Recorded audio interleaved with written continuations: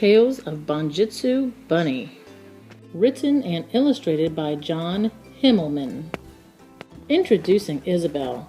Isabel was the best Bunjitsu artist in her school. She could kick higher than anyone. She could hit harder than anyone. She could throw her classmates farther than anyone. Some were frightened of her, but Isabel never hurt another creature unless she had to. Bunjitsu is not just about kicking, hitting, and throwing, she said. It's about finding ways not to kick, hit, and throw.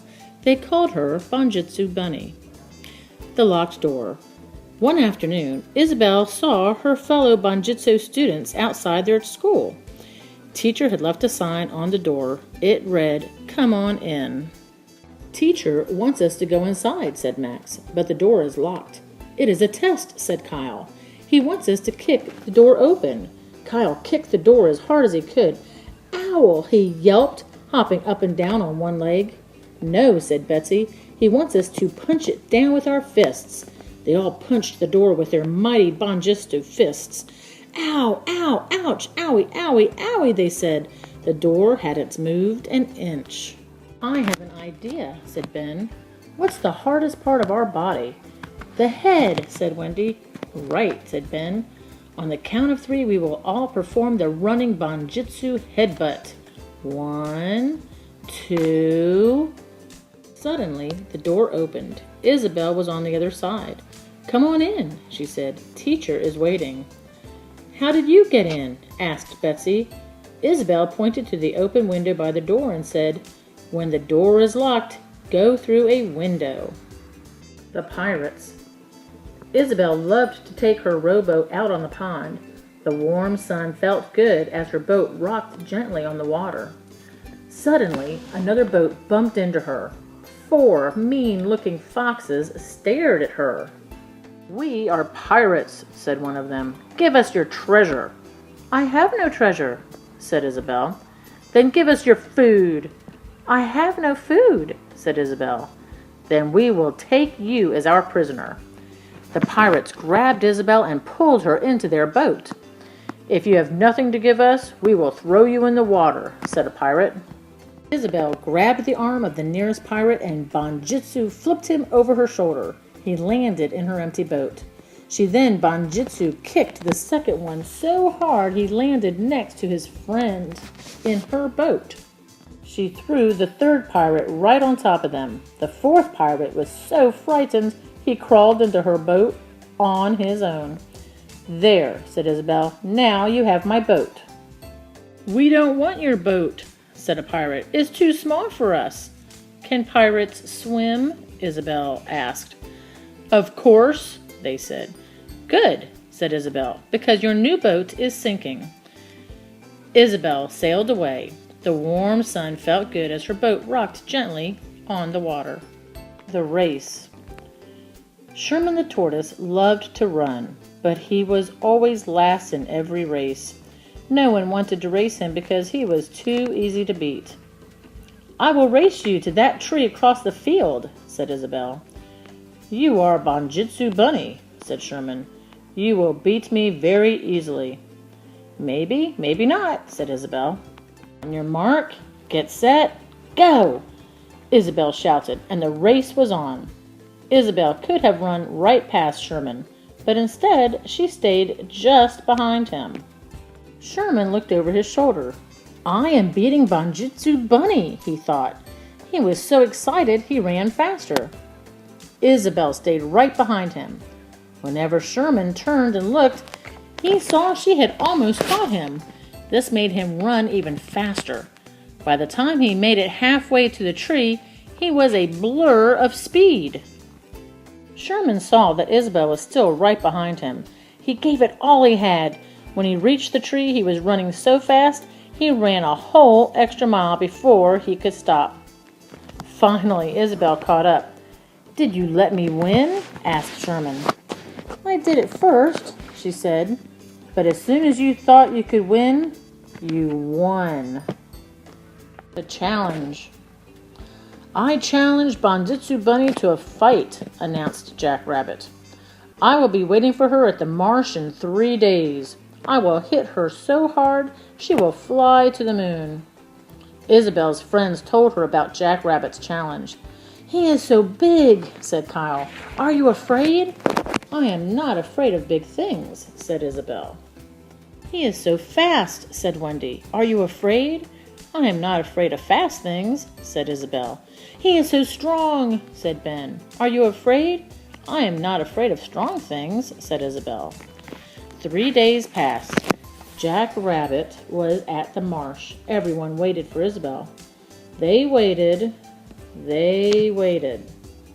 And they waited some more. Finally, they got tired of waiting and went home. Even Jack Rabbit lost his interest and hopped out of the marsh. Max found Isabel in the sandbox at the playground. "Here you are," he said. "Why didn't you go to the marsh?" "He said he was going to hit me," said Isabel. "So you lost on purpose?" "No, I did not lose," said Isabel. "He did not hit me." Lucky Cricket. Cricket chirped sweetly in the garden. "Is it true that crickets bring good luck?" asked Isabel. "Very true," said Cricket. "I have a big Bunjitsu tournament next week. Will you stay with me for luck?" "Yes," said Cricket. "First, I need to see how much luck you will need. Show me your Bunjitsu moves." Isabel knew a lot of Bunjitsu moves, so it took her many hours to show Cricket. The next day, Cricket said to Isabel, "Could you show me those moves again?"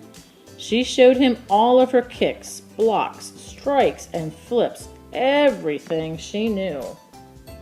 When Isabel finished, Cricket said, "I'm sorry, I dozed off. Could you show me again?" Isabel was very tired, but she did as Cricket asked.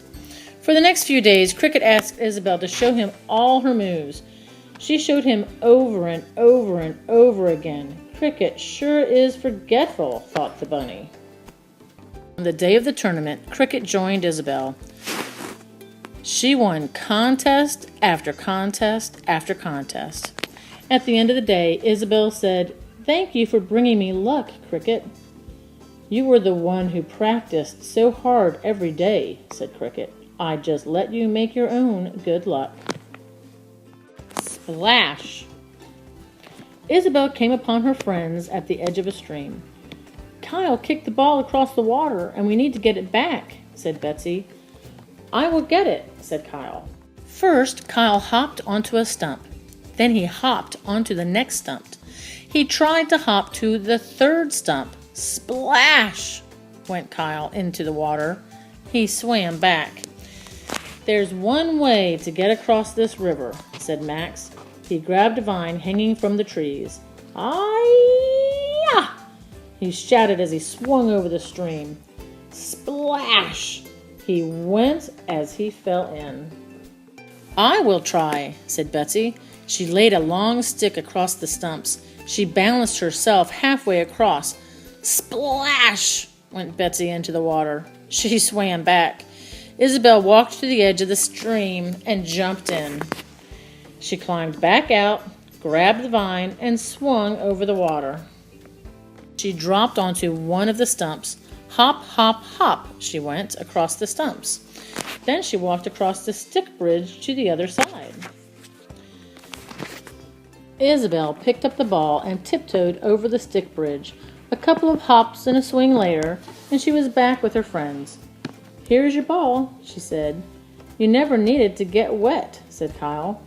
"But once I did get wet," said Isabel, "I didn't have to worry about it anymore." Butterfly. One day, teacher said to his Bunjitsu students, "I want you all to study an animal. In the next class, you will fight like that animal." Isabel watched Butterfly in the meadow. "There are so many who want to eat you," she said, "and yet I see you in the meadow every day. Can you teach me what to do?" "I would be honored to teach Bunjitsu Bunny," said Butterfly. "Try to catch me." Isabel tried to grab the slow-flying butterfly. As soon as she got close, he would quickly change direction and flew away. She chased him all over the meadow. Whenever Isabel thought she had him, Butterfly surprised her with a burst of speed in a new direction. The sun was going down and it was time to go home. "Thank you for teaching me," Isabel said to Butterfly. The time came for the Bunjitsu students to show what they had learned. Kyle studied a bear. He challenged Isabel. Isabel strolled along the edge of the mats. Kyle charged straight at her. Isabel quickly changed direction. Kyle could not catch her. Wendy studied a cat. She challenged Isabel. Isabel strolled along the edge of the mats. Wendy stalked her slowly and pounced. Isabel quickly changed direction. Wendy could not catch her. Betsy challenged Isabel.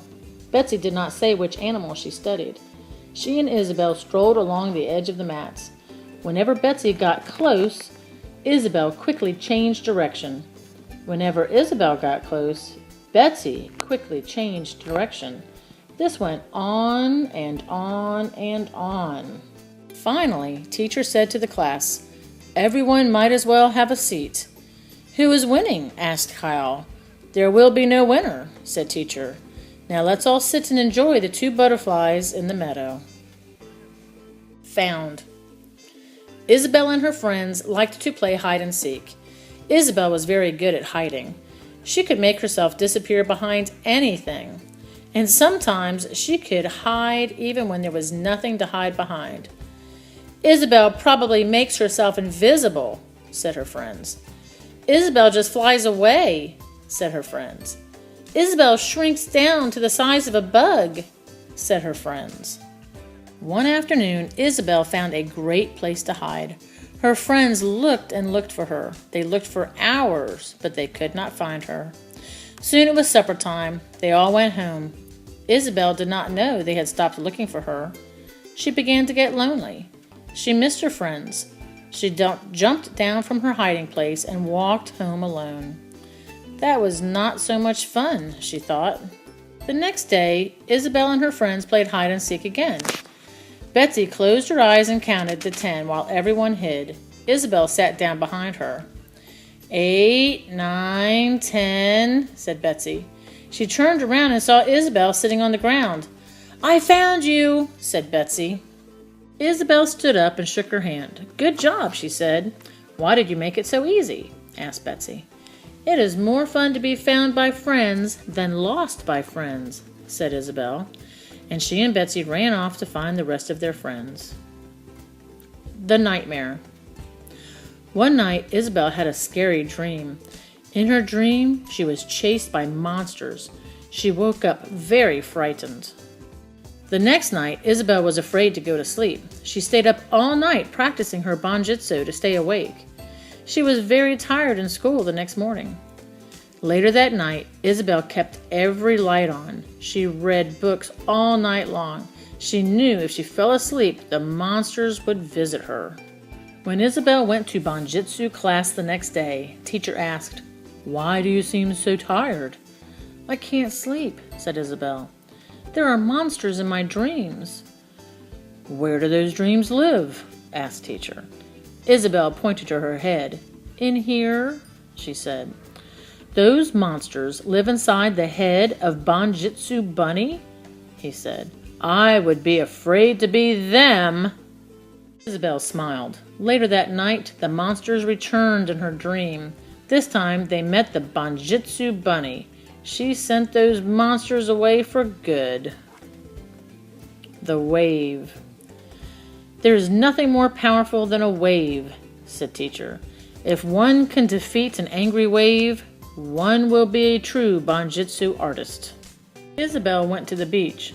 The waves were crashing on the shore. She walked up to a wave and gave it her best kick. The angry wave picked her up and tossed her back on the beach. Isabel stood firm and put out her hands to block the next wave. The angry wave picked her up and tossed her back on the beach. Isabel gathered all the power in her lungs and shouted in her loudest voice, "Stop!" The angry wave picked her up and tossed her back on the beach. Isabel was tired of being tossed around. She was about to give the next wave a spinning Bunjitsu tornado fist, but she stopped. Instead, she sat down and let the wave pick her up. She floated to the top and rode it gently down to the beach. "This is so much more fun! Wave," she said. "Thank you." The wave gave her ride after ride until they both were tired. The next day, teacher asked, "Did you defeat the angry wave?" "Yes," said Isabel. "It is no longer angry." Bunjitsu Bear. Isabel was practicing her Bunjitsu when Bear walked up to her. "What are you doing?" he asked. "It is called Bunjitsu," said Isabel. "Well, I practice Bear Jitsu," said Bear.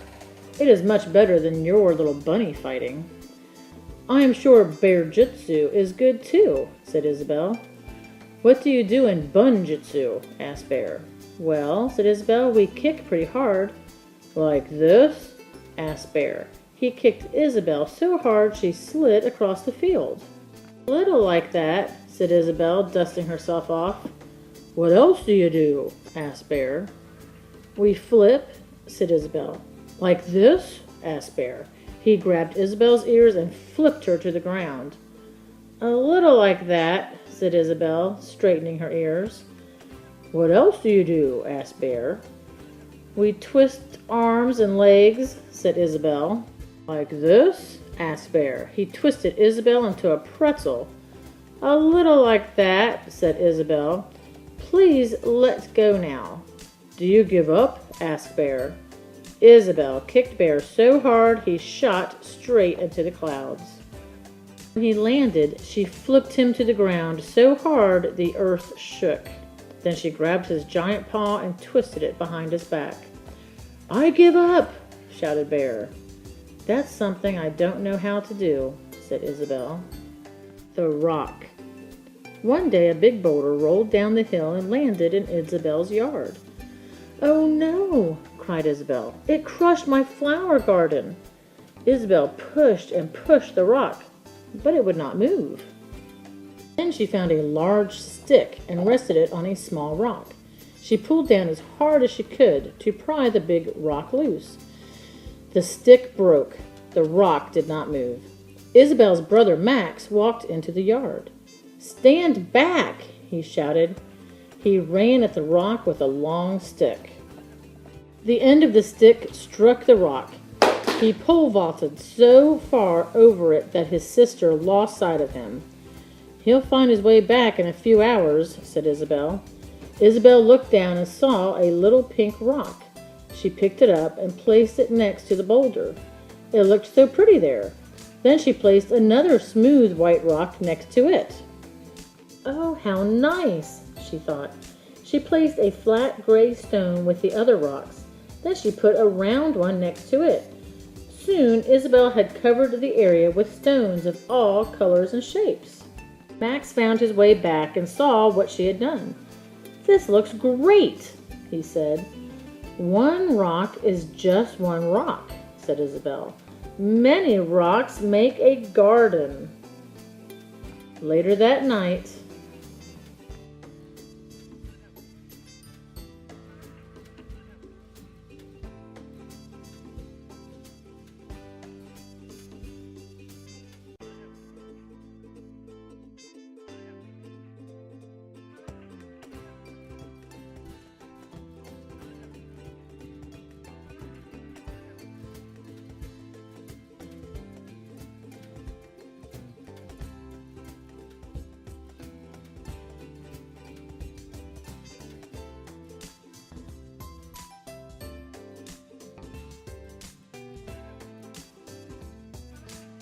all Bunjitsu students must do their best to follow the rules of Bunjitsu. If you wish to learn this art, you must read this and sign your name at the bottom. I promise to practice my art until I am good at it, and then keep practicing. Never start a fight. Do all I can to avoid a fight. Help those who need me. Study the world. Learn from those who know more than I do. Share what I love. Find what makes me laugh and laugh loudly and often. Make someone smile every day. Keep my body strong and healthy. Try things that are hard for me to do. The end.